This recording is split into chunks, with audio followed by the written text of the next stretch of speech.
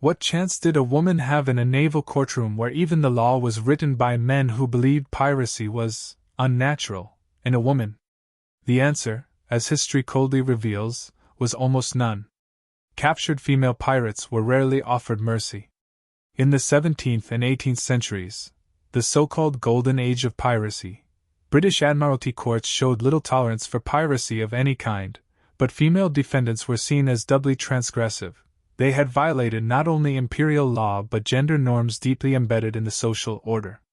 Trials took place in makeshift naval tribunals, often held in colonies like Jamaica or New Providence. These courts operated without juries, and the outcomes were typically predetermined. The legal process was swift, but not without theatrics. Testimonies were gathered from ship captains, naval officers, and, at times, frightened sailors who feared their own association with piracy. The accused had few legal rights. And Bonny and Mary Red, two of the most notorious female pirates in history, stood trial in 1720 in Spanish Town, Jamaica. According to the official court transcript, when Bonny was condemned to death, she retorted bitterly to her lover, Calico Jack, "If you had fought like a man, you need not have been hanged like a dog." Their defense? Pregnancy.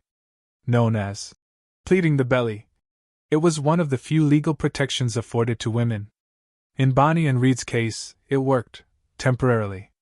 But most female pirates did not share their luck. Many faced their verdicts in silence, knowing the court had already judged them guilty long before they ever spoke. The river rolled silently past Wapping, but the cries of the crowd shattered the morning calm. Here, at London's infamous execution dock, countless pirates, men and women, met their end, dangling from the gallows just above the murky waters of the Thames. It was here that the British Empire made a gruesome example of piracy, and female pirates, though rare, were no exception. Under British maritime law, piracy was a capital crime. The Piracy Act of 1698, passed under King William III, made clear that all and every person so offending shall suffer pains of death. Unlike land-based executions, these hangings were carried out by the Admiralty, and the chosen site, Execution Dock, served as a symbol. Pirates would die with the tide that had once given them freedom. Women found guilty of piracy were sentenced with the same finality as men. The executions followed a cruel ritual. The condemned were led from Newgate Prison, paraded through London in a cart under armed guard, jeered at by crowds. Once at Wapping, they were made to stand under the gallows, sometimes with a noose already tightened around their necks.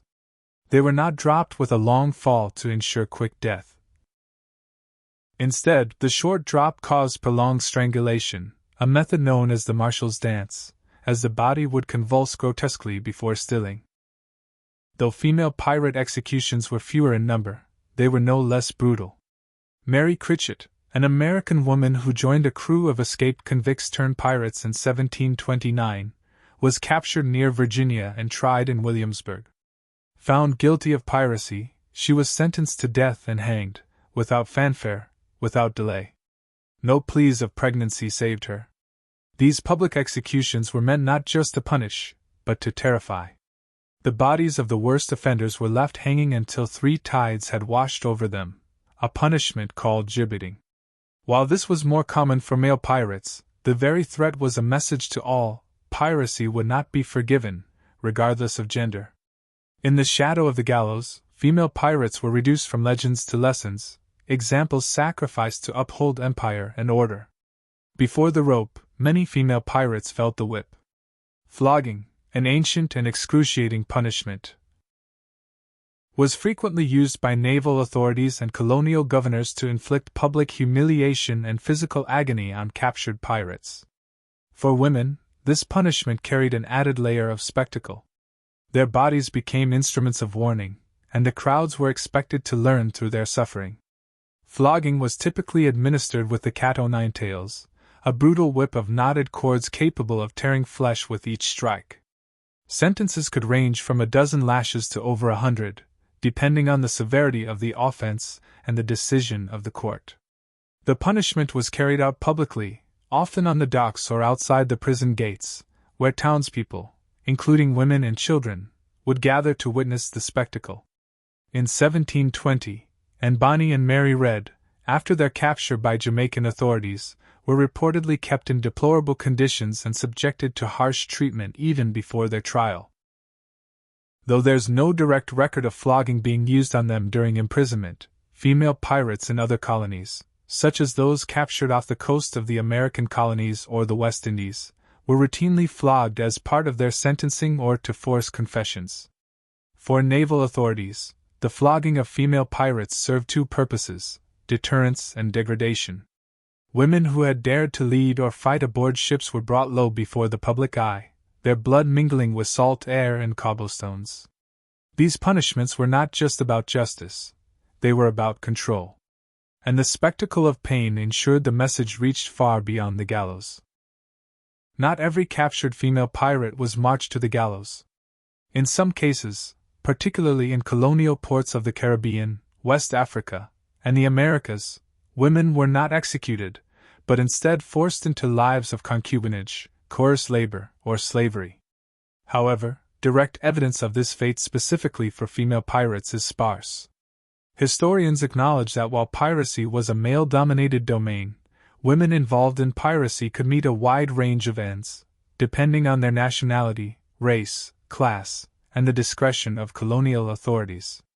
In the Spanish and Portuguese colonies, where the lines between piracy, privateering, and slavery often blurred, captured women aboard pirate ships, especially those of African or indigenous descent, were sometimes sold into bondage, regardless of their status as crew members or captives.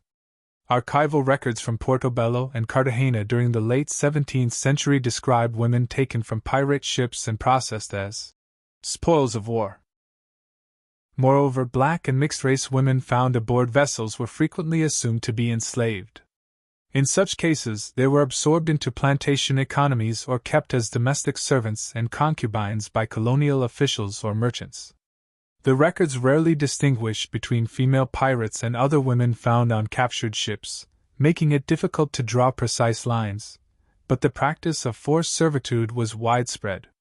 What we do know is that for many women, capture did not mean a swift execution.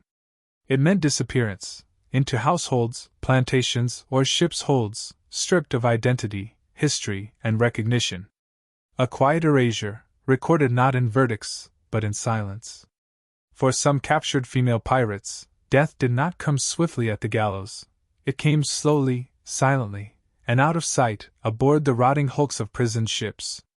These floating prisons, anchored off colonial coasts or British harbors, were never designed for prolonged human confinement. Yet they became holding places for pirates, rebels, and those considered enemies of the crown, including, at times, women. While detailed records of female pirates specifically dying on prison ships are limited, the broader context is undeniable. Captured women were often confined in the same brutal conditions as men. In the 18th century, as prison populations surged and land-based jails overflowed, the British Navy and colonial authorities turned to decommissioned warships. These vessels, stripped of sails and left to decay in harbors, were moored in places like Portsmouth, Plymouth, and Kingston, Jamaica. Conditions aboard these ships were horrendous. Prisoners were shackled below deck in cramped, dark, and unventilated holds. Disease, especially typhus, dysentery, and smallpox, spread rapidly. Food was scarce and often spoiled. Women on these ships were doubly vulnerable. In addition to starvation and illness, many endured exploitation and severe mistreatment, including forms of abuse by guards or sailors, though this was rarely recorded formally. Lacking both rights and recognition, they were often omitted from the records altogether. On these silent decks, history did not record executions. It recorded absence.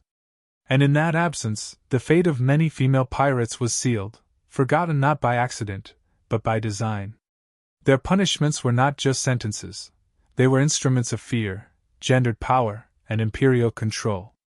The fate of female pirates revealed how deeply the maritime world feared women who defied it. These stories still echo in the silence of prison ships and the shadows of gallows.